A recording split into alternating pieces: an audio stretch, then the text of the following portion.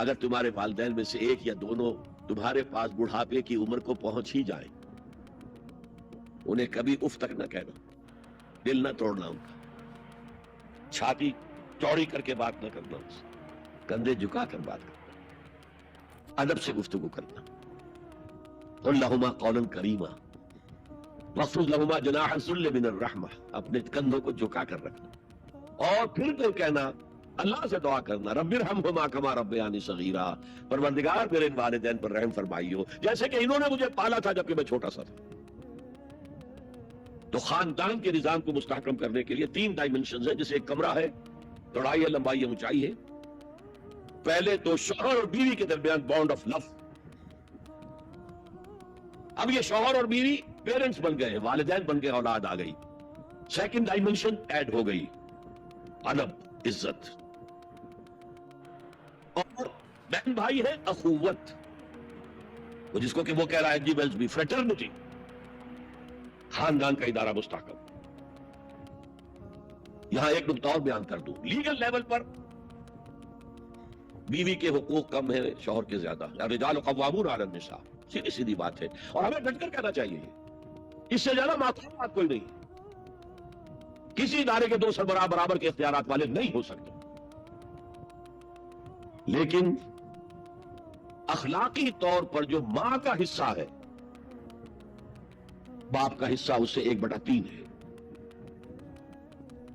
قرآن مجید میں آیا ہے نا، حملته امه وهنا على وهن وفصاله في عامين ان اشكر لي ولوالديك.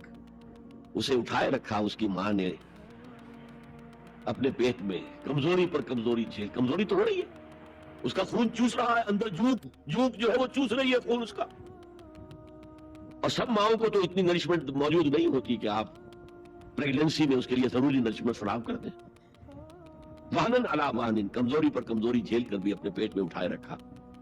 وفصالہ فی عامین، اور پھر دودھ چھڑانا ہوا 2 سالوں میں. وہ جھوک جو ہے وہ پھر اس کی چھاتیوں سے چمٹ گئی. لہذا اس کا حق 3 گنا زیادہ ہے باپ سے. ایک صحابی حضور سے پوچھتے ہیں، حضور میرے حسن سلوک کا اولین مستحق کون ہے؟ فرمایا تمہاری والدہ. پھر پوچھا ان کے بعد کون؟ پھر کہا تمہاری والدہ. پھر پوچھا ان کے بعد کون؟ پھر کہا تمہاری والدہ. پھر پوچھا ان کے بعد کون؟ تو کہا تمہارے والد. 3 درجے. اور یہ جو فرمایا الجنت تحت اقدام الامہات، جنت تو ماؤں کے قدموں تلے ہے، یہ باپ کے بارے میں تو نہیں فرمایا. یہ ہے ایکویشن، بیلنس. اسلام قسط کی بات کرتا ہے، انصاف کی بات نہیں کرتا. انصاف تو یہ کہ آدھی روٹی ادھر دے دو، آدھی ادھر دے دو. انصاف ہے، یہ اچھی چیز ہے. یہ قسط یہ ہے کہ بوجھ اٹھانا ہے تو جو زیادہ قوی ہے اس کو زیادہ بوجھ دو اٹھائے، اور جو کمزور ہے اسے کم بوجھ دو. یہ قسط ہے. جو اسلام نے عورتوں پر ذمہ داریاں کم رکھی، ان کے اختیارات کم رکھے، لیکن اولاد پر ماں کا 3 درجے فائز رکھا، اور اس سے وہ خاندان کا ادارہ جو ہے مستحکم ہوتا ہے. تو آج کیا سازش چل رہی ہے؟ ویسٹ تلا ہوا ہے ایسٹ کے اندر بھی خاندانی نظام کو ختم کرنے میں. پہلے کانفرنس ہوئی تھی، عالمی کانفرنس، ویمن فریڈم کی کانفرنس قاہرہ میں. پھر ہوئی بیجنگ میں، بیجنگ، کائرو، اور پھر بیجنگ +5 کانفرنس. بیجنگ کانفرنس کے 5 سال بعد یونائٹڈ نیشنز جنرل اسمبلی کے تحت ہوئی. اور ان سب کا مقصد کیا ہے؟ پروسٹیٹیوشن کو ایک باعزت پیشہ سمجھا جائے. یہ بھی محنت ہے نا. ایک مزدور اپنی جسمانی مسکولر طاقت استعمال کر رہا ہے، ویج لے رہا ہے. ایک عورت اپنے جنس سے اس کو استعمال کر رہی ہے، لے رہی ہے. اب اس کا نام پتہ کیا رکھا گیا؟ Sex worker. سیکس ورکرز بالکل برابر ہوں گے، باعزت ہوں گے، ان کی کوئی آپ یہ نہیں کہہ سکتے کہ غلط کام کر رہے. ہومو سیکسولیٹی کو بھی ایک نارمل ایٹیٹیوڈ قرار دیا جائے، یہ اب نارمل نہیں ہے. آپ کو معلوم ہے امریکہ میں، سویڈن میں تو بہت پہلے سے تھا، برطانیہ میں تھا. ہومو سیکسول میرجز، 2 مردوں کی شادیاں ہو رہی ہیں، ان میں سے ایک شوہر ہے اور ایک بیوی ہے، اور رجسٹر ہو رہی ہے شادی، رجسٹر. اب امریکہ میں بھی شروع ہو چکی ہے، کئی اسٹیٹس میں. کیلیفورنیا سے شروع ہوئی ہے، جو ہالی ووڈ اس کا گھر ہے. नंबर 3, तलाक और विरासत में मर्द और औरत बराबर होने चाहिए, जब औरत चाहे तलाक दे दे। ये नक्शा है, इसका नाम पता क्या रखा है? Social engineering programme of the United Nations organisation. ये न्यू इंजीनियरिंग है माशरे को, जैसे कि कहा रूमी ने, गुफ्त रूमी हर बिनाए कोहना का बादा कुनन, नदानी अव्वला तामीर रा वीरा कुनन। रूमी ने कहा कि जब भी कभी कोई नई तामीर करनी हो तो पिछली तामीर को गिराना पड़ता है। ये नई सोसाइटी की इंजीनियरिंग कैसे होगी जब तक कि पुरानी सोसाइटी खत्म ना हो?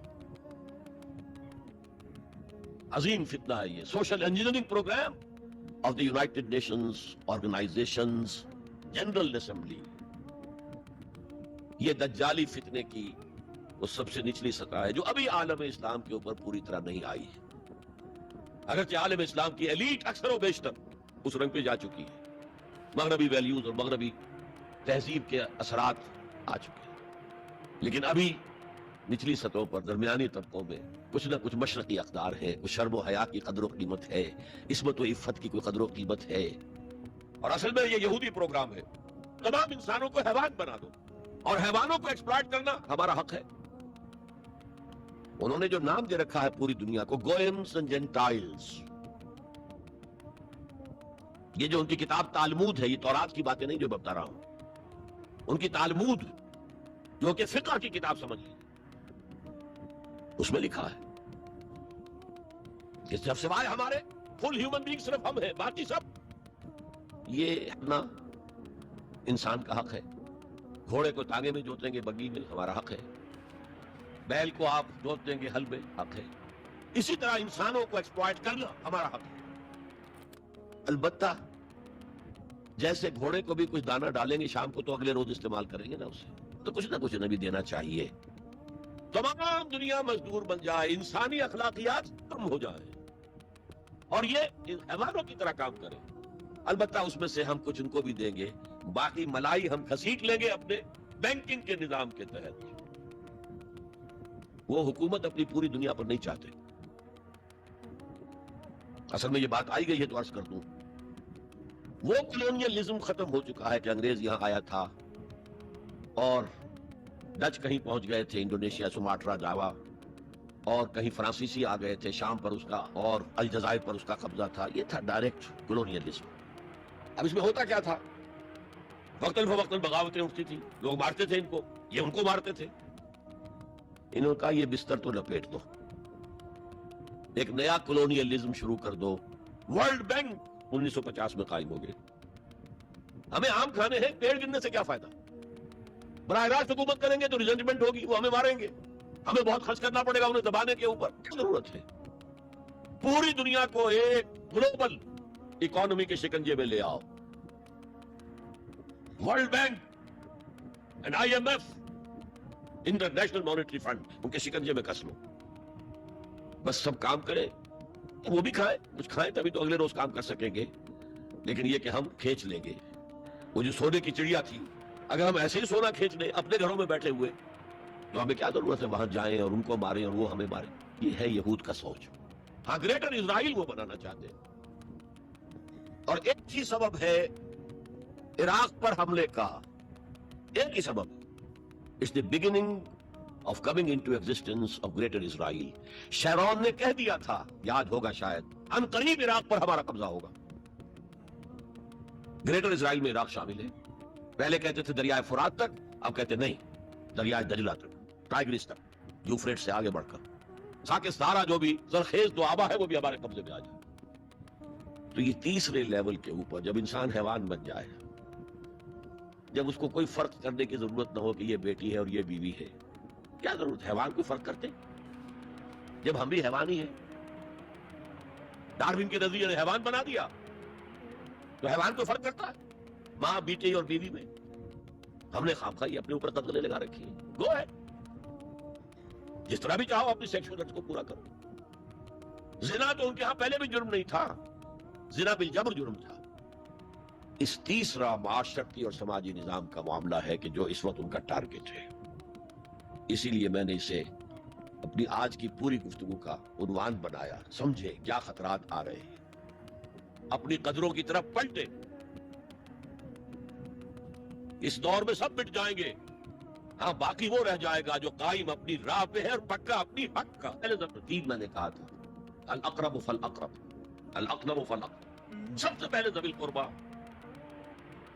اور اس میں اکثر و بیشتر ہم سے کوتاہی ہوتی ہے. دور دراز کے لوگوں کے ساتھ نیکی ہو رہی ہے، سگے بھائی کی بیوہ اور یتیم بچے جو ہے وہ محروم ہیں. انہوں نے اس وقت یہ کر دیا تھا، یہ کر دیا تھا. ظاہر بات ہے کہ رشتہ داروں سے تو شکایتیں ہوتی ہیں. یہ تو ہمیشہ ہمارے مخالف رہے جی، ان کی ہم کیسے مدد کریں؟ اگر تو اللہ کے لیے دینا ہے تو پیسہ ان کا. من عبا للہ وابغض للہ وعطا للہ ومنع للہ، اللہ کے لیے دیا ہے اگر تو اپنے اس نفس کے جو انتقام کا جذبہ ہے اس کو کچلو، اور جس کا سب سے پہلا حق ہے اس کو پہنچاؤ. حق بحقدار رسید، ذوی القربیٰ والیتامیٰ، جو بے سہارا رہ گئے، باپ کا سایہ نہ رہا. والمساکین، مساکین کسے کہتے ہیں؟ مسکنت کہتے ہیں کم ہمت. آپ کو معلوم ہے آج کل ایک مرض کہلاتا ہے نیورستھینیا. آدمی دیکھنے میں ہٹا کٹا ہے، صحت مند ہے، لیکن اندر سے اس کی کوئی ہمت ایسے جواب دے گئی ہے کچھ کر ہی نہیں سکتا.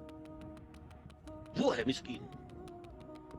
اسی لیے جو فرمایا گیا یہودیوں کے لیے ضربت علیہم الذلۃ والمسکنہ، ذلت کے معنی بھی کمزوری اور مسکنت کم ہمت ہی، ہمت ختم. تو جو اپنے پاؤں پر نہیں کھڑا رہ سکتا اس وجہ سے کہ اس میں وہ ہمت کم ہو گئی ہے، وہ بھی مستحق ہے. وابن السبیل اور مسافر.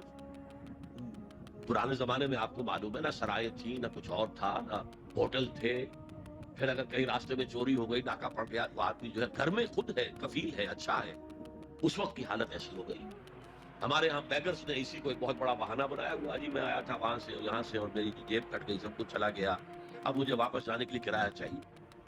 اکثر و بیشتر جھوٹے کیسز ہوتے ہیں. اگر آپ کسی کو پکڑ لیں اور ساتھ لے کر کہیں تحقیق کراؤ تو وہ بھاگ جائے گا، پھر نہیں آئے گا اس مسجد. لیکن یہ کہ ابن السبیل یہ بھی ایک کھاتا ہے. وسائلین، یہ ذرا تفصیل طلب معاملہ. اسلام کی تعلیم بڑی متوازن ہے. ایک طرف سوال کی مذمت ہے، مت اپنا دستے سوال دراز کرو کسی کے سامنے.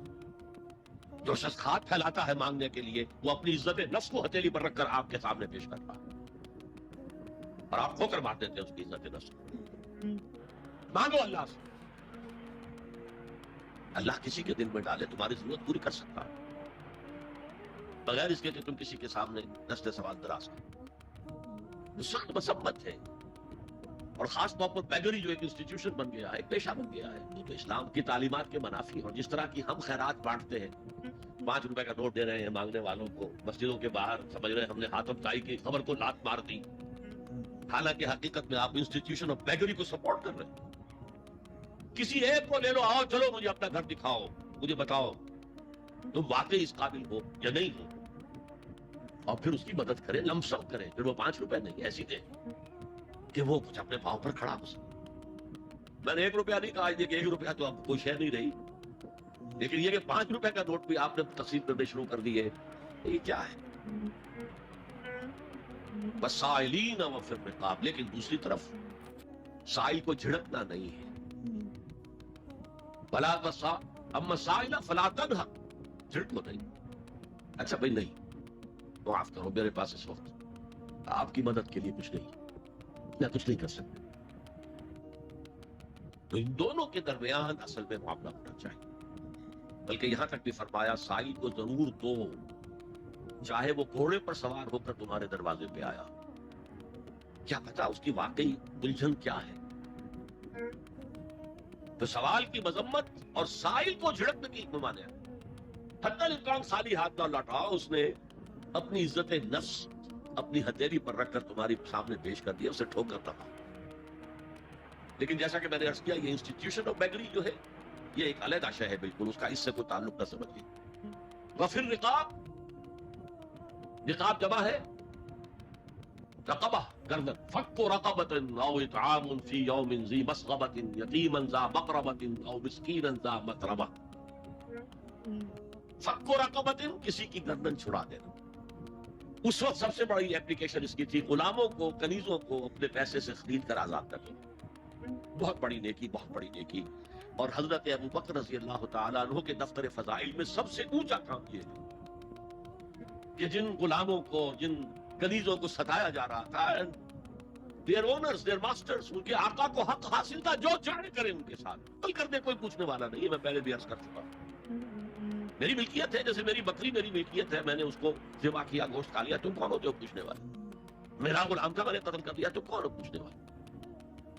ان کو حضرت ابو بکر نے خرید کر آزاد کیا اور منہ مانگے دام دیے. حضرت بلال کے لیے امیہ ابن خلف نے اتنی بڑی رقم مانگی، حضرت ابو بکر نے کہا ٹھیک ہے لو. باپ نے کہا بھی ابو قحافہ نے